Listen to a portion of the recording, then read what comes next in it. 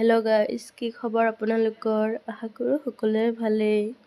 ফাৰ্ষ্টতে মই কলেজ গ'লোঁ, কলেজৰ পৰা ক্লাছ কৰি এতিয়া ক্লাছ শেষ মোৰ। এতিয়া মই ৰঙাঘৰ যাবলৈ ওলালোঁ।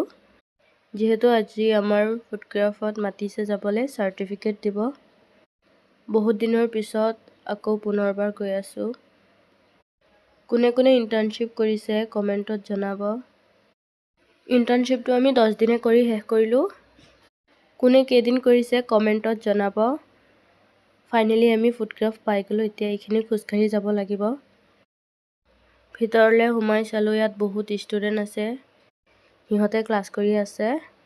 যিটো ৰুমত আমাৰ মিটিং হ'ব সেইটো ৰুমত আমাক বহিবলৈ কৈছে, তো আমি গৈ আছোঁ। তো সেইটো ৰুম পাই গ'লোঁ এতিয়া।